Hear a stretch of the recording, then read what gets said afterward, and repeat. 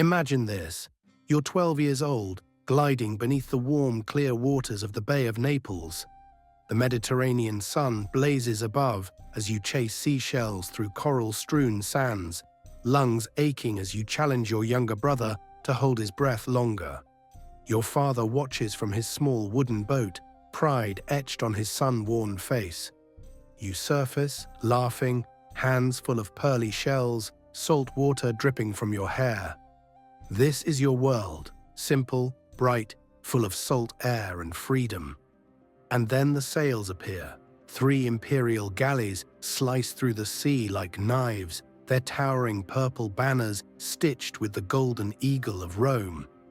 At first, you think little of it. Galleys come and go. But when you glance back, your father's face has gone pale, the color of old parchment. He doesn't say a word. He doesn't have to. Everyone along the coast knows what those ships mean. The emperor is collecting again. You don't yet know that your childhood is already over. You don't know that for weeks now, imperial agents have watched you from the cliffs, making notes, not on your name or family, but on your breath control, your elegance underwater, the grace in your movement. You don't know that you're being hunted. By sunrise, your life will be erased. The boy who dove for shells will be gone. In his place, a silent creature will begin to take shape, one trained to serve the emperor's private hunger in the marble palaces of a paradise turned hell. You're about to be taken to Capri, and once you arrive, you will never be a child again. The soldiers came at dawn. They boarded your father's boat with scrolls sealed in crimson wax, orders marked with the emperor's authority. Their voices were calm, official, but their eyes were cold. They asked no permission. They didn't have to. You were told you'd been chosen for imperial service, that your skills would bring honor to your village. Your father said nothing. He didn't resist. He knew what would happen if he did. They tested you in front of him. You were ordered into the water and told to retrieve a coin dropped to the sea floor. You dove, your heart hammering, and stayed under for nearly 3 minutes. When you surfaced, the soldiers exchanged knowing glances and smiled. That was all it took. The voyage to Capri lasted 2 days. You were herded onto a galley with dozens of other boys. Some were as young as 8. The air below deck was thick with sweat and fear. The youngest cried until they couldn't. The older ones didn't speak at all. You listened to whispers in the dark, stories of marble pools, of strange training, of boys who pleased the emperor and received gifts, and others who displeased him and were never seen again. When the island finally came into view, it looked like a dream. Cliffs rising from emerald waters, sunlight glinting off white villas perched like thrones above the sea. But the closer you came, the more that dream began to rot. There were no fishing boats, no trade vessels, only imperial craft. Watchtowers lined the cliffs, each manned with armed guards. You saw no smiles, only the careful movements of people who knew they were being watched at all times. At the dock, you were led through stone corridors and into a courtyard surrounded by marble columns. There, physicians examined each boy, testing not only your body, but how obedient you were under pressure. They measured breath control, flexibility, silence. Some boys were pulled aside and never returned. You passed. You were given a clean tunic and taken to the dormitory. That night, in a long, narrow chamber of cool marble and narrow beds, you lay in the dark, listening. You heard the splash of water somewhere nearby. Then softer sounds, rhythmic, strange, wrong. You didn't yet understand, but part of you already knew. Something was terribly broken here, something that had no name, no mercy, and no end. The marble pools waited, and the training was about to begin. The first rule you learned was silence.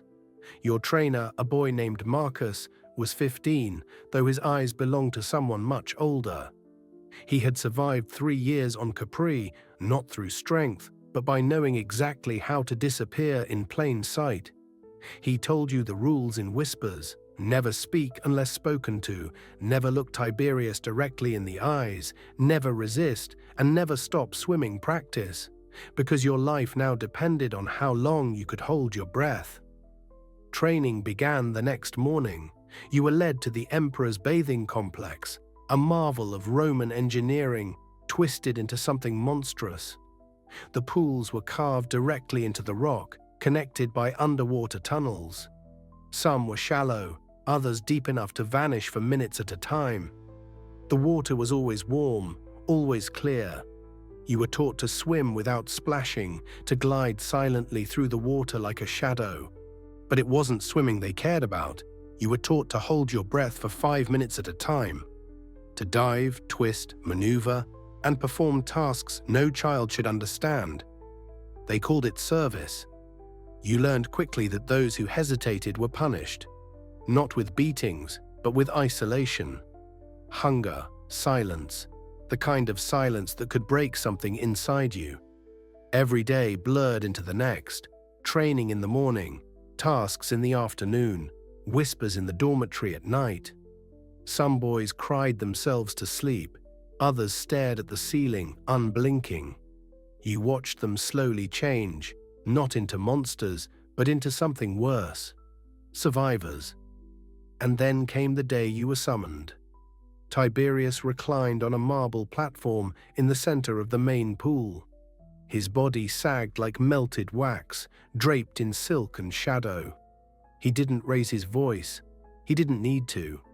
With a soft gesture, he sent boys diving beneath the water around him, like trained animals performing a show no audience would ever see. You were one of them now. You weren't a boy. You weren't even a person. You were a little fish, and you had learned how to breathe underwater, even when you were drowning inside. Time stopped mattering. You marked its passing by arrivals and disappearances. New boys came with wide eyes and trembling hands. Others vanished without ceremony, a scream behind a marble wall, a bed left empty and never filled again. No one asked questions. Everyone knew the answers. Capri wasn't a palace, it was a machine. The villa was built to facilitate every whim of the emperor. Its architecture, the pools, the chambers, even the gardens, had purpose. Underwater passageways ensured privacy. Certain rooms echoed less than others. Stone corridors looped in ways that disoriented anyone who tried to escape. You quickly understood, this place wasn't only meant to please Tiberius, it was meant to keep you here, forever. There was no oversight, no senate, no courts, just the emperor, his guards, and his staff. The guards enforced silence. The physicians measured your development. The scribes recorded everything: your breath capacity, flexibility, behavior, compliance. You were an entry in a ledger, a specimen. Some boys broke early. Lucius arrived a year before you. By the time you met him, he barely spoke, going through his duties with mechanical precision. His eyes didn't blink. He would sit for hours staring into the heated pool like it might swallow him whole. One night, he simply stopped eating, refused food for days. When his body finally gave up, no one reacted. His death wasn't tragic. It was expected. Marcus, your guide and protector, lasted longer than most. He knew how to survive, how to read Tiberius's moods, how to stay useful, how to avoid attention when needed. But even he had limits. In your 3rd year, he was forced into an extended performance involving multiple boys and a particularly violent session.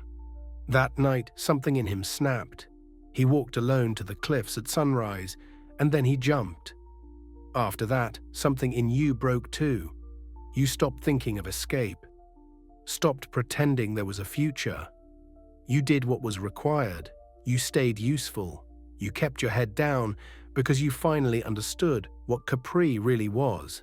Not a prison, not a palace, a factory. a factory that consumed children and replaced them with silence.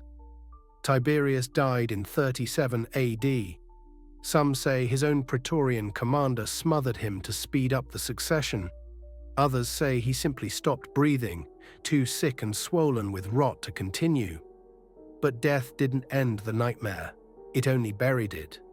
The villa was sealed, guards dispersed, the records, those neat handwritten ledgers of children's names, breath times, and service aptitude, were quietly destroyed or hidden deep in imperial archives. What couldn't be erased were the survivors. But what do you do with children who had been raised not as people, but as property? Some were relocated to other estates, others simply vanished. A few tried to return to their families, but found only silence. Years of abuse had twisted their posture, their speech, even their eyes. They were no longer the sons who had once been lost. They were ghosts returned from an island that was never supposed to exist. Your fate, like theirs, was never recorded. Historians like Suetonius later chronicled what happened on Capri, though even they used veiled language. He wrote of Tiberius's little fishes, trained to swim between the emperor's legs and pleasure him with licks and nibbles. He described infants stolen from their mothers to be used in ways the page could barely contain. And these weren't myths. They were first-hand accounts, written within decades, drawn from witnesses and imperial servants. The ruins of the villa still stand today. The marble pools remain, beautiful, silent, clean. Tourists walk past them with cameras and gelato, never knowing what happened there. Or perhaps not wanting to know, but the water remembers. It remembers the splash of boys taken too soon. The rhythm of underwater movement learned not for sport, but survival. It remembers what history tried to forget. That power, unrestrained, doesn't just corrupt, it consumes. The boy who once dove for shells in the Bay of Naples is gone. He was devoured by a system that turned breath into currency, silence into law, and children into tools. And in his place, in thousands of his place, were left only echoes, drifting through the tunnels beneath Capri, waiting for someone to listen.